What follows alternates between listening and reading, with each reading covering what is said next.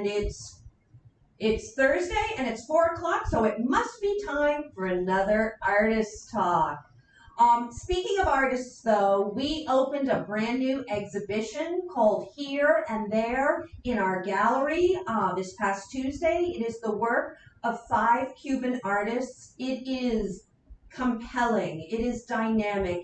You don't want to miss it. So please come down. We're open from 9 to 4, Monday through Friday. If you're concerned about being out, there are going to be crowds here, I can tell you that. But if you want a private showing, give me a ring, 239-394-4221. Ask for Hyla, and I can set up a private showing after we close from 4 to 5, or I might even be able to get you in on a Saturday from 1:30 to 2:30.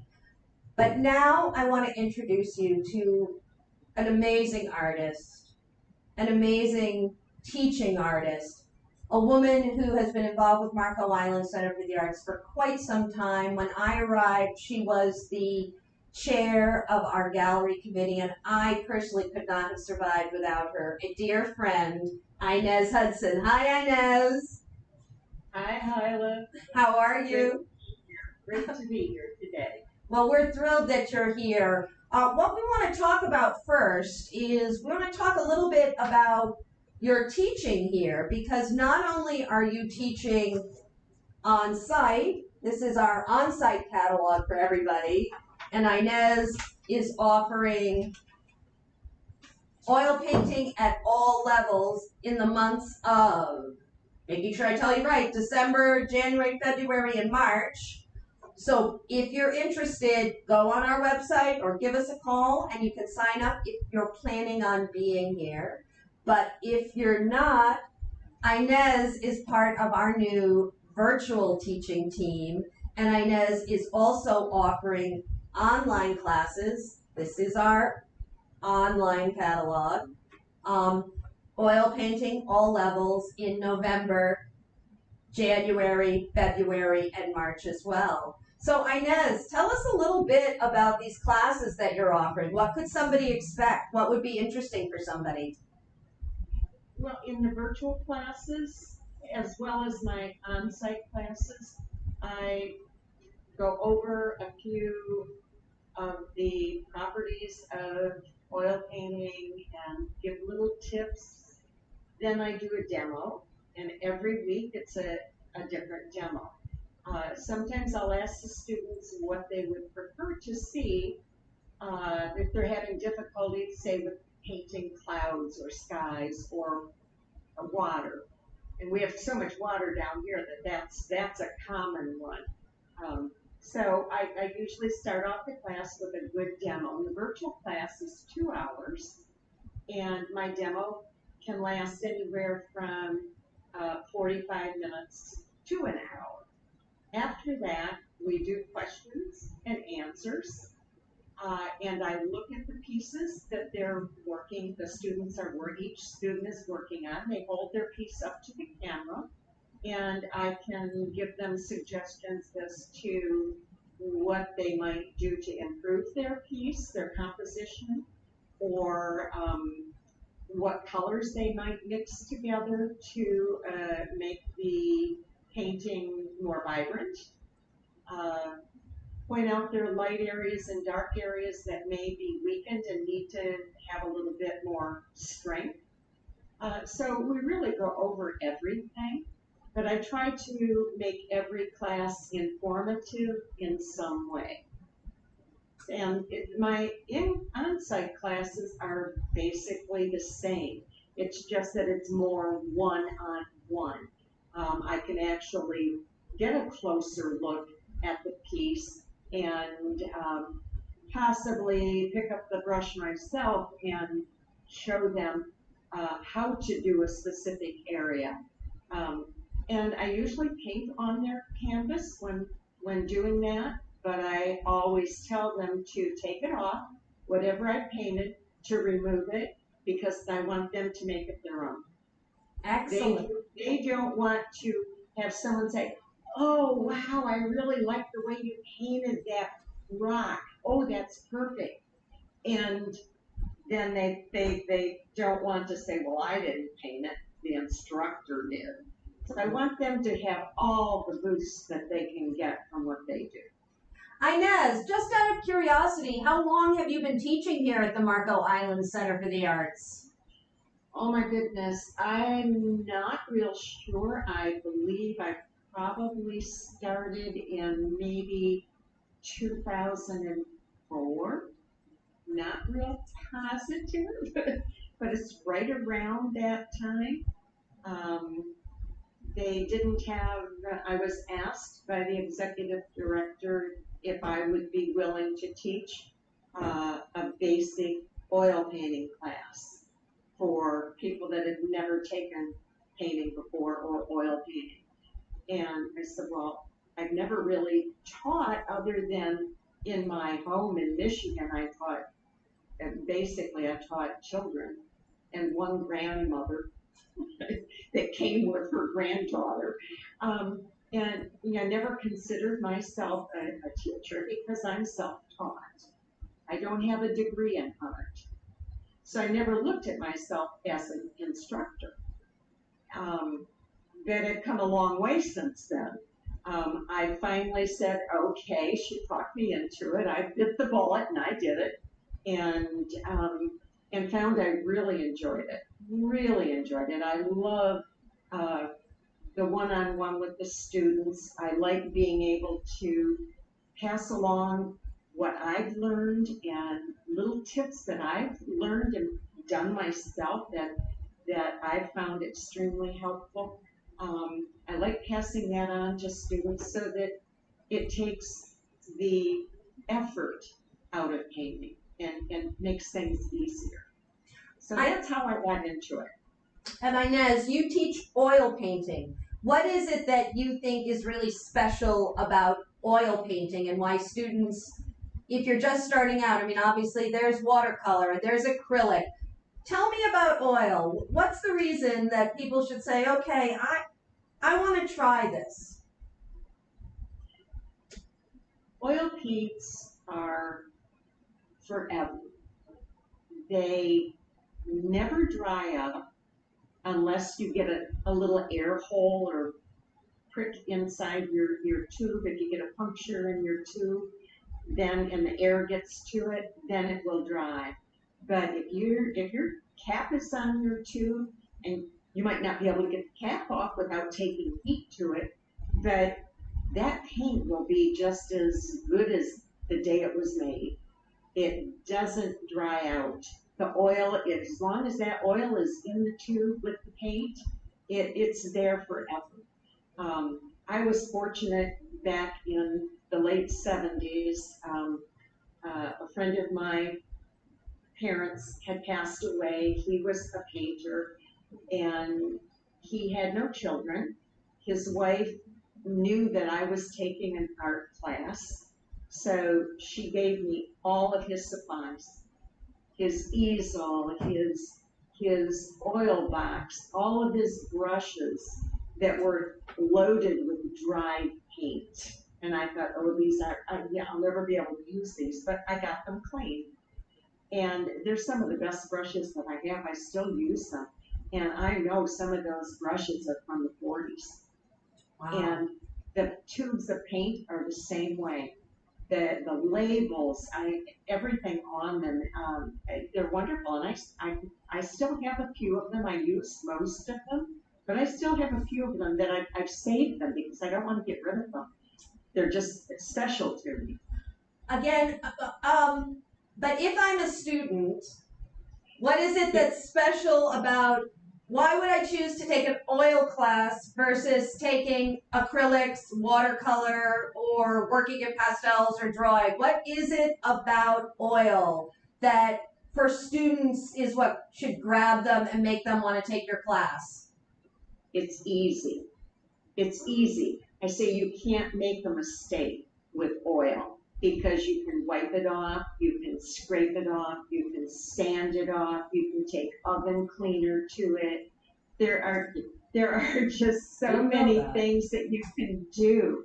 It's just amazing, and the blending is to die for. It can blend so easily, and depending on how you move your brush or what brush you use, what type of pressure you apply. There are just so many things you can do with it. The blending is amazing. The colors are so vibrant, and you don't need to buy 20 or 30 colors or 2 different colors of paint.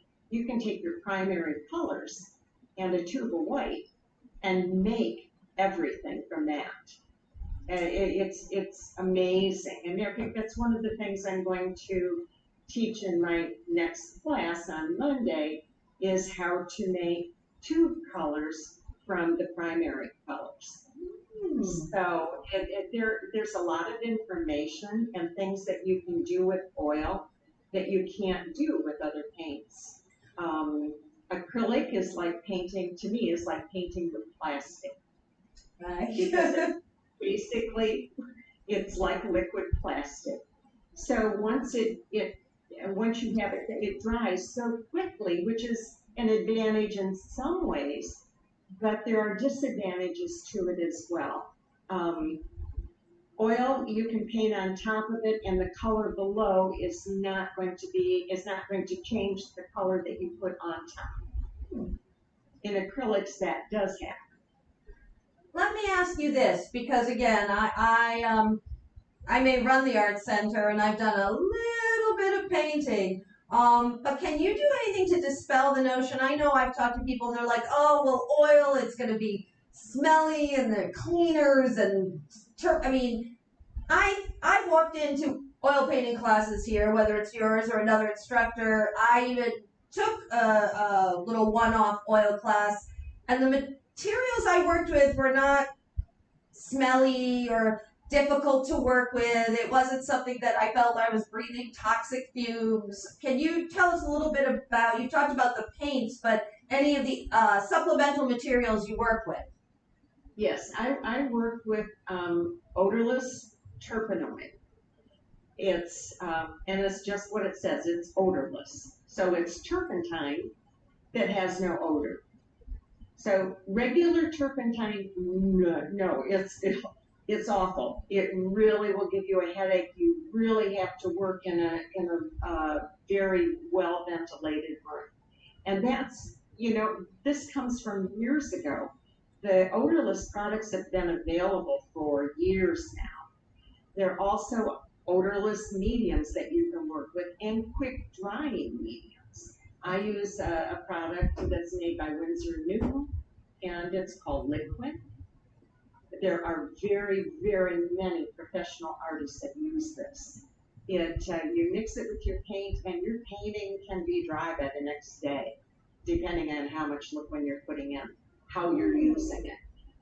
If you want your painting to stay wet so that you can still work on it the next day or even for the next 2 days, don't put any liquid in it, or only put a tiny bit of it, just enough to thin your paint. And that's the purpose of it, is to thin the paint without breaking down the chemical makeup of the paint.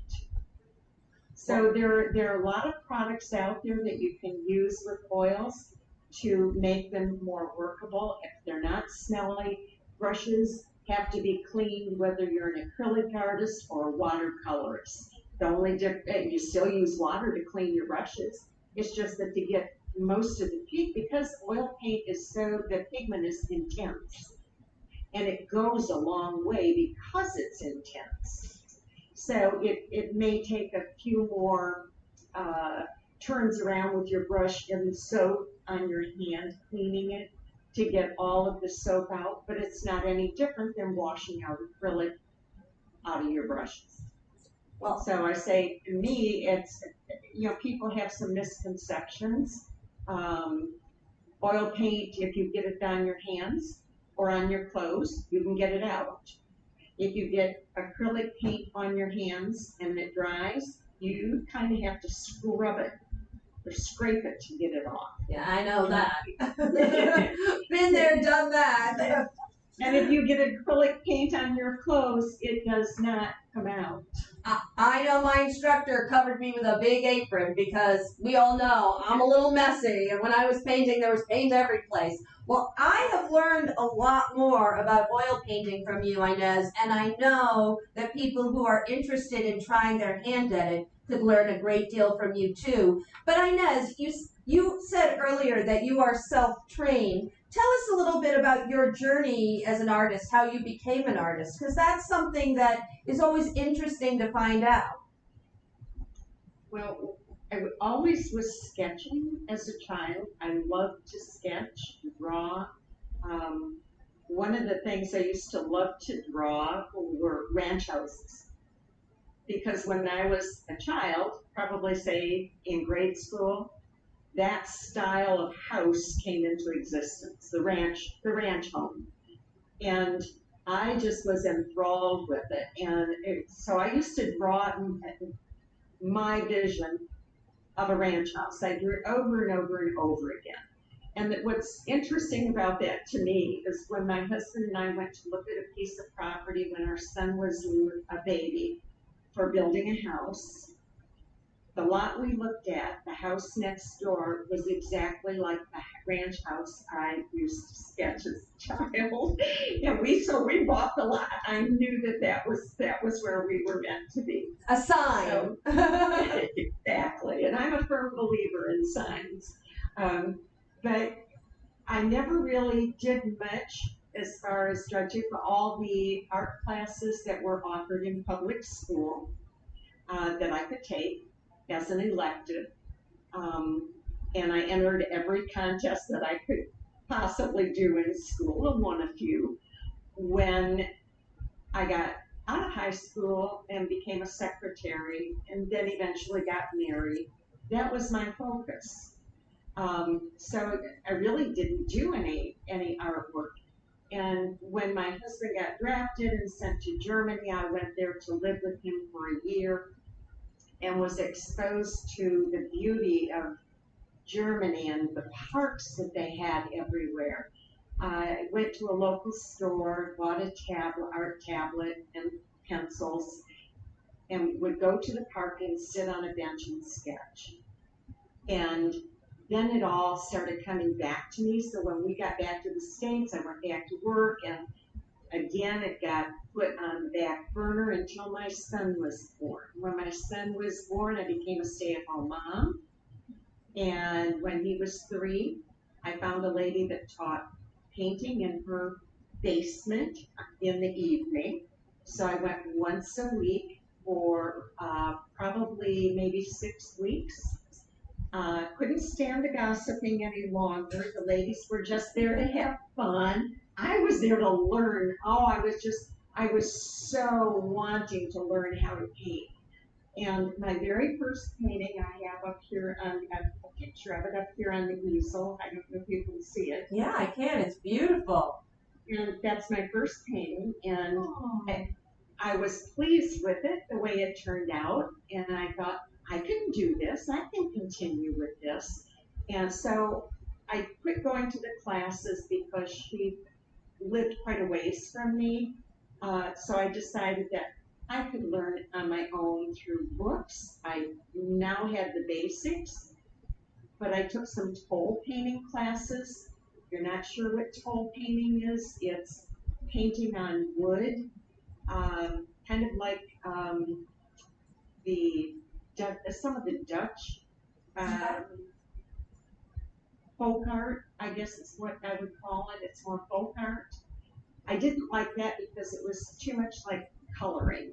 You had a pattern that they drew and your instructor drew, and you traced it onto your board, and then you had to paint it the way they paint. I didn't want any part of that. Mm-hmm. I wanted to do my own thing. So, not very open-ended. No. Yeah. But I also did basket weaving and quilting, and I took beginning and advanced drawing at our local community college, so I learned a lot there. But you're pretty much on your own. You got a certain amount of instruction, but not a whole lot. So basically, with everything, I have to say probably my junior high art teacher, Mr. Miller, was probably the most, um, taught me more as far as the basics than any other teacher I've had. Uh, and in junior high, that's, you're getting children when they haven't developed any bad habits yet. Yeah. And he taught us about uh, perspective. We had to do perspective. We made a little bit of jewelry. We did a little pottery. We did metal carving, where you carved a design on the back of metal, and there were just so many things. Linoleum cuts. And this was just in a year in art class in junior high. Wow. I mean, he was Inez, I just want to ask, I don't mean to interrupt, but how long would you say you've been working as a professional artist? Because that is what you are now.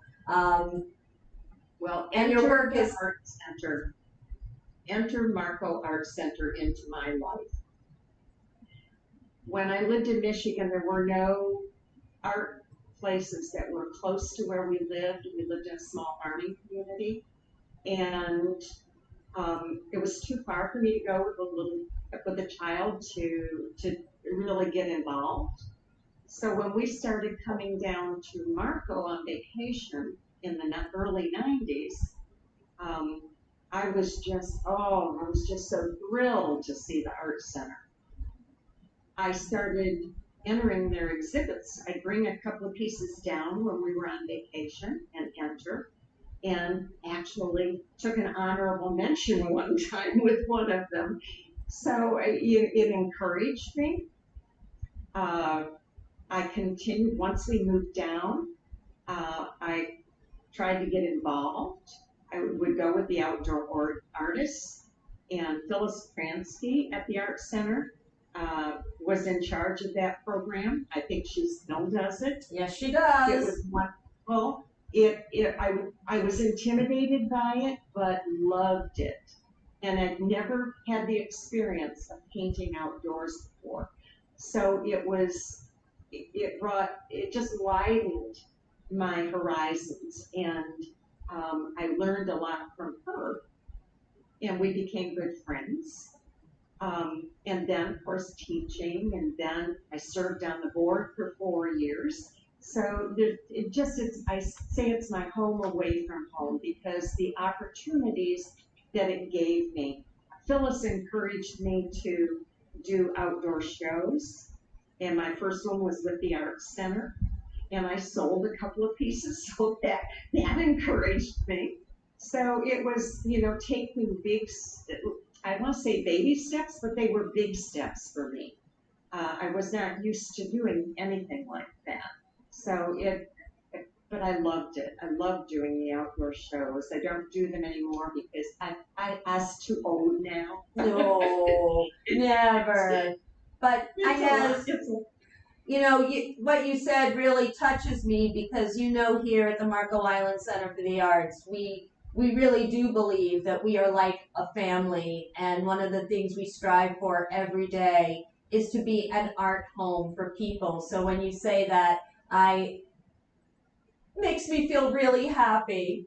Now, I've got one last question for you, and that is, and you may have answered it with your junior high teacher, but who or what has been a really major influence on your artwork, you as an artist, or you as an artist? I really have to say probably the artwork of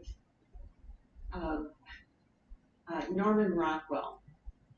My parents used to get the Saturday Evening Post, and he did most of the covers for that when I was a child. I loved his work, absolutely adored it. Just thought it told a story. You could look at one of his paintings and you could just read everything into that painting. I loved it. And there was he had that sense of humor that went along with it, which I loved. So I, that was probably the biggest influence. And then again, my art teacher, it really had an effect on me.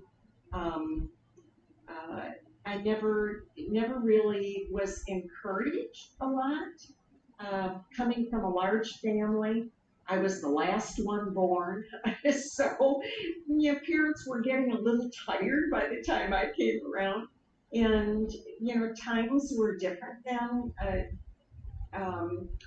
The girls in my family were not encouraged to go on with their education. You were more or less raised to get married, get a job, then get married, and that was it. And you didn't argue with that. With it just we were just taught that that's what you did. So that's what I did.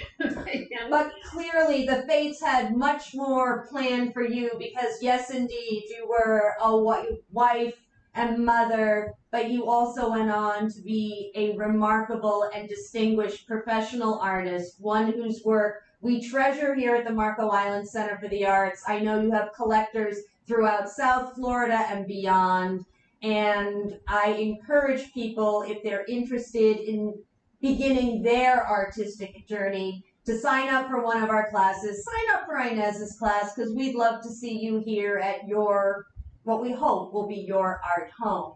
Inez, I want to thank you so much for joining us today. As always, it has been a pleasure. I could just sit and talk to you for hours.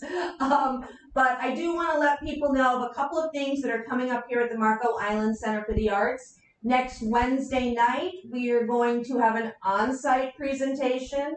It is limited just to 30 people, so give us a call, make a reservation. You'll be spaced out. It will be very safe. But we have the wonderful Charlie Bloom, who was a music producer and manager, presenter, and he's going to be in here to talk about the professional music scene with a presentation called There's No Business Like Show Business.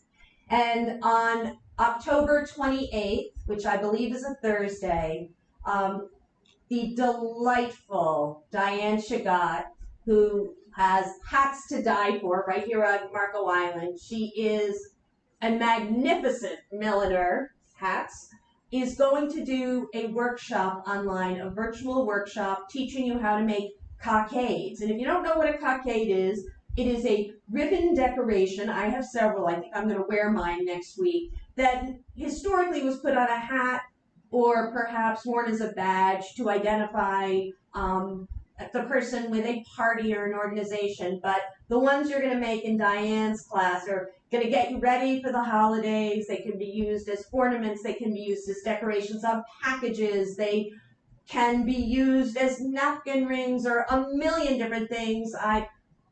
I'm going to bring one of mine in and you'll see what I do with mine. So I strongly encourage you, especially because she is doing this out of the goodness of her heart as a fundraiser for the Marco Island Center for the Arts. So please, you can go on our website, our new website, sign up and join us for what's going to be an incredibly fun day. Last but not least, we are bringing back our musical interludes. It is a smaller season because there are a few variables going on, but the first is going to be on November 5th. We're bringing Patchouli and Terra Guitar. They're guitar players. It is musical and magical and fantabulous, and we may indeed be having it outside in our courtyard if we can, to accommodate people being more spaced out, being a little safer, because your health and well-being is of the utmost importance to us here at the Marco Island Center for the Arts. Again, you can go on our website or give us a call to purchase tickets. And I think that's going to finish us up for the day, except for the fact that if you've watched today and you've enjoyed this, please like it. You can like it on Facebook, or you can go to our YouTube page, like it, and maybe share it with a friend. And while you're there, click that subscribe button and maybe also click the bell so that you can be notified of new content that we're creating, because we are very busy here at the Marco Island Center for the Arts and we want to keep you in the know of what we're doing. So I won't see you till next Tuesday. I'm wishing everybody a good weekend. Bye-bye, Inez. Bye-bye, everybody. Bye.